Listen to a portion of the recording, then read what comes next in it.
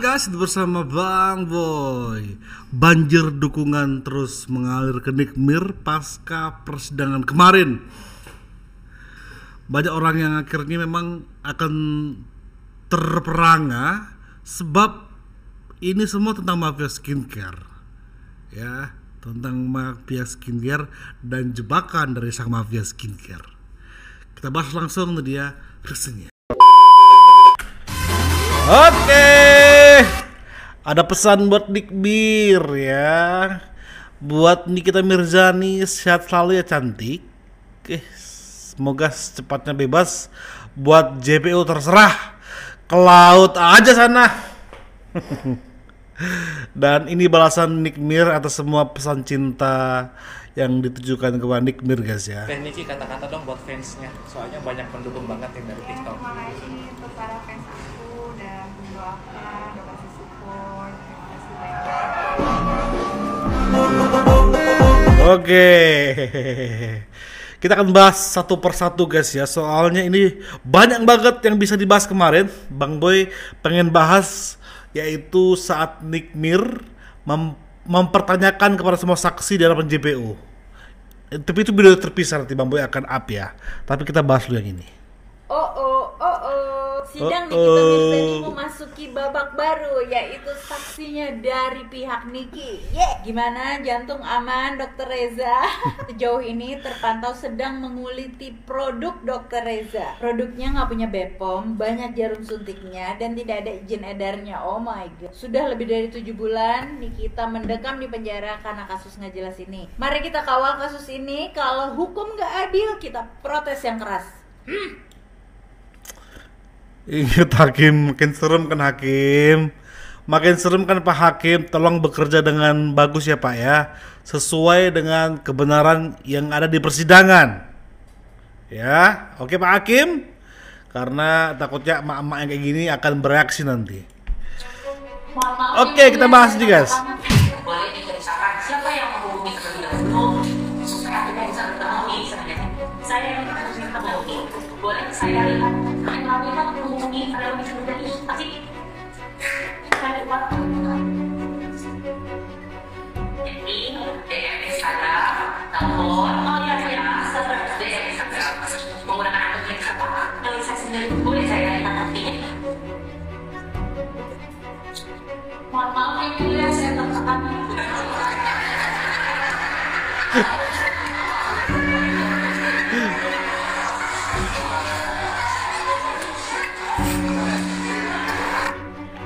Orang Apakah kita boleh lihat bersama-sama di tempat persidangan terhadap Pak? Saya tertekan, Mas Mulia.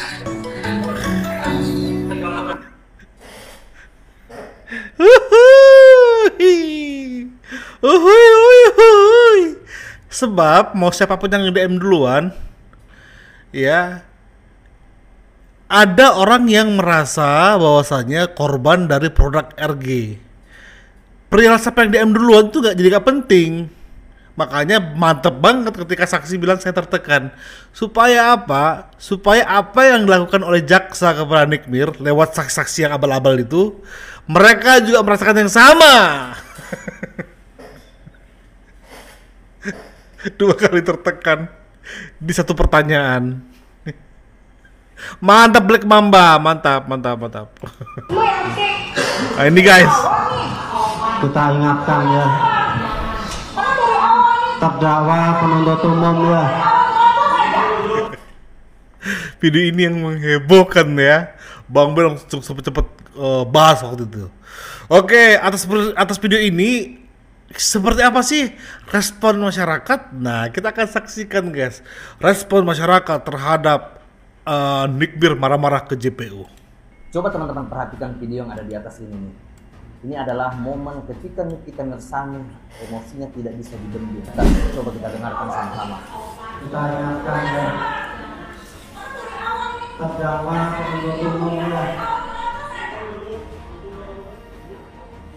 Terdakwa penuntut umum ya. Kita minta untuk terdakwa. Ini yang jadi pertanyaan.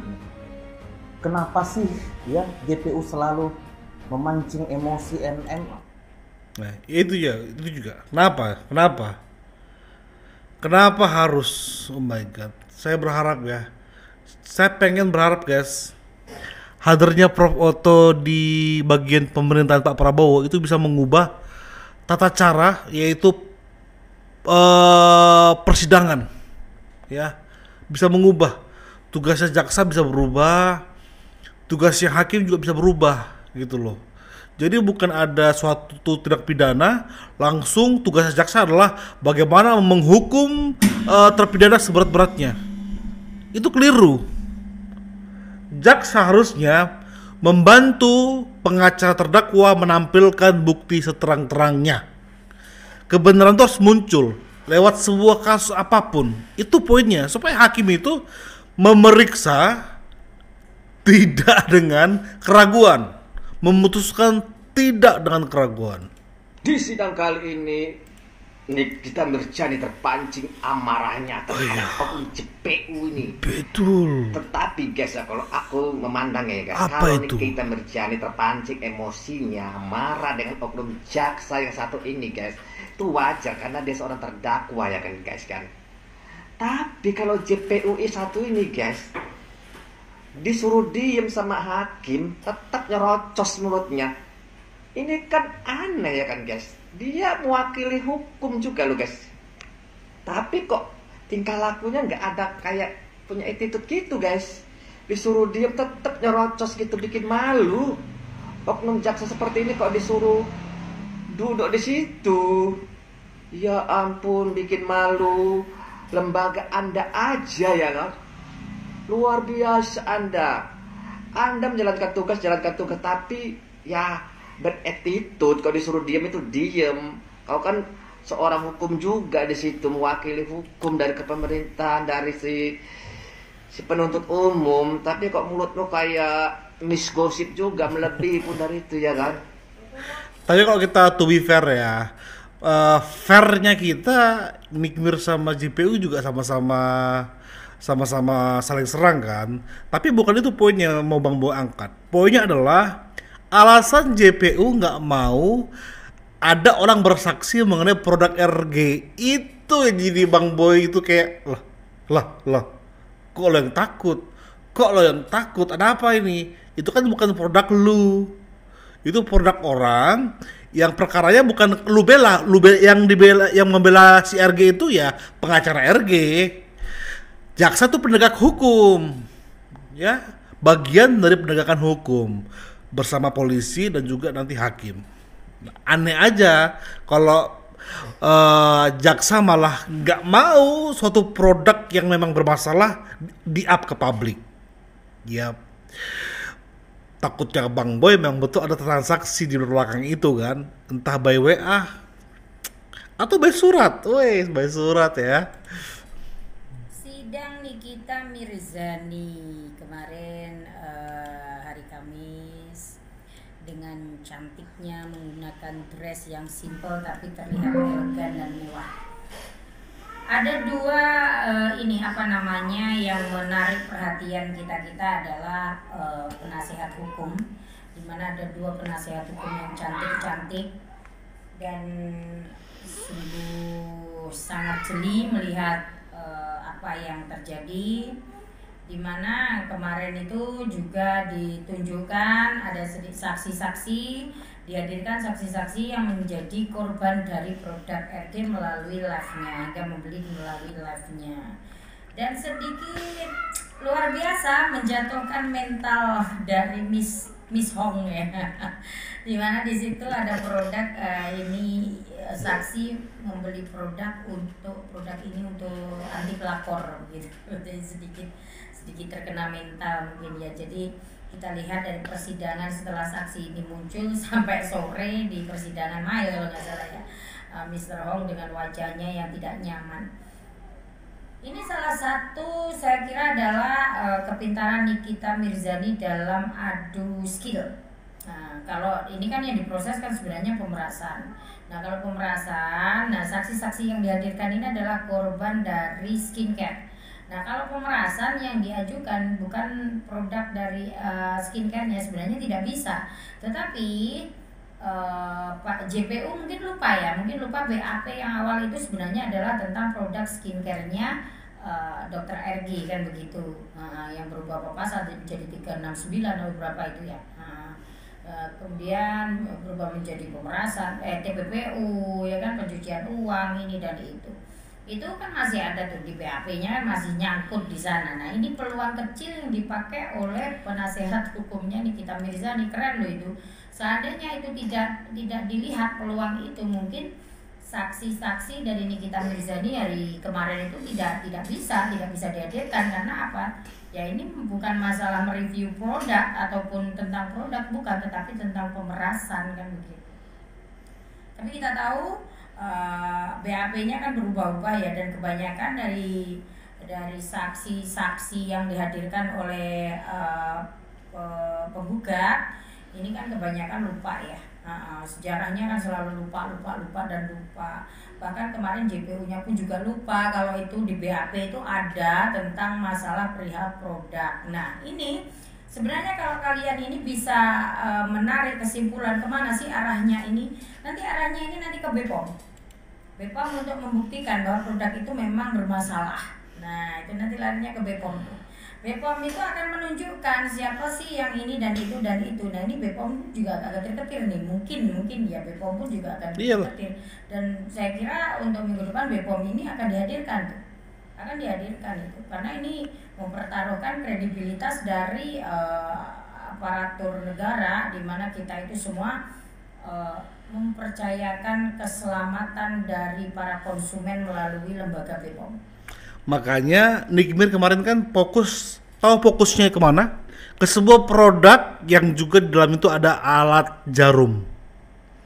Nah itu sebenarnya nggak boleh ya, nggak boleh diedarkan, ada undang-undangnya. Itu hanya boleh diberlakukan di klinik. Makanya betul, BPOM itu sebenarnya juga sudah Bang Boy spill kemarin. Ini arahnya pasti ke BPOM. Dan juga tambahan baru yaitu perlindungan konsumen. Habis lah ini. Makanya ingat gak Nikmir waktu pas dia di penjara sebelum persidangan dia bilang apa? Di persidangan aku akan bongkar semuanya. Ya inilah akhirnya kan. Oh my God. Mungkin ya kalau disuruh memilih RG, kalau tahu seperti ini, RG pasti gak akan mau melaporkan Nikmir. Makanya ada narasi kan. Perhatikan wajah RG ketika ketemu sama Miss Nepos. Ketemu sama Nepos. Di situ RG itu udah kesel banget wajahnya kan. Si Nepos berusaha bercanda dengan narasi 50M, tapi wajahnya si RG itu kayak kesel banget. Karena apa? Mungkin dia menyalahkan si Nepos yang memaksakan dia untuk melaporkan si Nikmir, dan sementara reputasinya dipertaruhkan. Berbarengan dengan itu, SS buat statement. Nah itu menarik guys ya kan. Langsung SS kayak mau cuci tangan. Ini menarik ini. Kita akan bahas di next content. Karena tanda-tanda kekalahan dari pihak pelapor itu sudah semakin jelas. Oke, kita kembali serius. Dengarkan pendapat dari Bung Yamin ini, guys. Sudah lihat persidangan hari ini? Sudah lihat belum? Aku heran ya.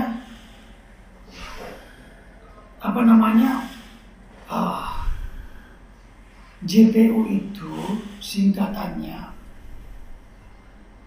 jangan pakai uang. Tujuannya apa? Agar jangan pelintir undang-undang. Ngeri. JPU singkatannya gitu. Oke. Syarat penegakan hukum itu jujur.